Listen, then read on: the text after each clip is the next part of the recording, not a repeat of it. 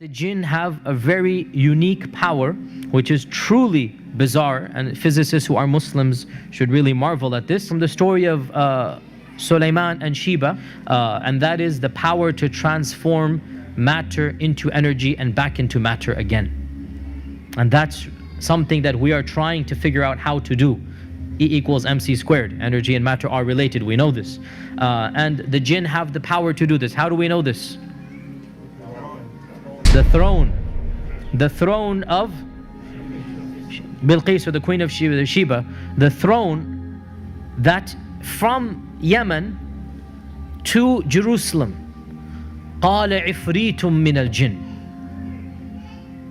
Now, jinns, there are many levels, and ifrit are the most evil and the most powerful. Ifrit are what Western literature calls demons of the jinn. These are the worst of the worst. So the ifrit said, I can bring you the throne before you even stand up. Which makes total sense, physically speaking, from physics I mean. If the jinn can go and come back at the speed of light, and this one jinn is so powerful. Now again, this is my 2 cents. It is as if Allah is saying this is the max that any jinn can possibly do. Because Sulaiman had control over all the jinns. And one of them said, just one, which means the rest, they don't have that power, right? So we need to put things into perspective, that the jinns are not all of them so powerful. One only said that he can do this. That was the strongest and the best. So therefore we need to understand that what is the strength of the strongest jinn that maybe we have ever seen. He can pick up the throne of Sheba. Okay, in these days a crane can do that. I'm just saying, right? It's not as if the jinn can pick a star up or the moon. It's a physical strength that we can understand. And what was supernatural for us was what? Is that to transport it. And it is well known that this throne is going to be inside the palace, that if he were to take the throne, it would not be flying in the air. People are not going to see it flying. Rather, it would disappear there and appear in front of Sulaiman, which means what?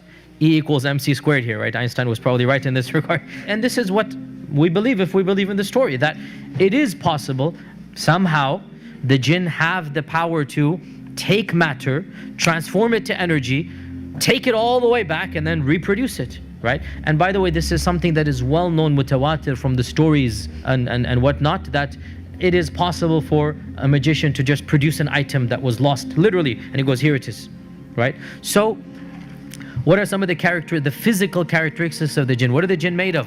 What type of fire? Smokeless fire. So if they're a type of energy, how fast can they go? Quite literally, the speed of light. Quite literally, they travel at the speed of light, right?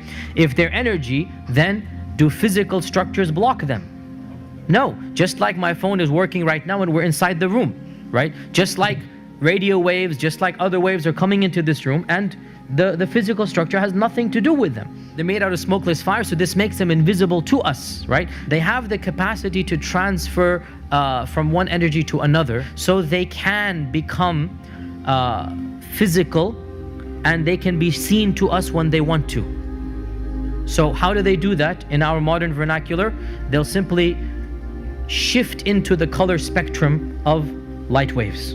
What is the only energy that we can see, I should say? It's a very small window, the colors of the spectrum, right? So the jinn have the capacity to just move their energy into that level, if you like, and they can then appear to us. They have the capacity to project their voice so that we can hear the energy of the sound, but it's all energy. So they are invisible, and Allah says in the Qur'an, إِنَّهُ يَرَاكُمْ هُوَ وَقَبِيلُهُ مِنْ حَيْثُ لَا تَرَوْنَهُمْ. Iblis and his tribe can see you from places you cannot see them. So in this regard, they have the upper hand. They can see you and you cannot see them. They can make their presence known to you. You don't have any clue where they are or not.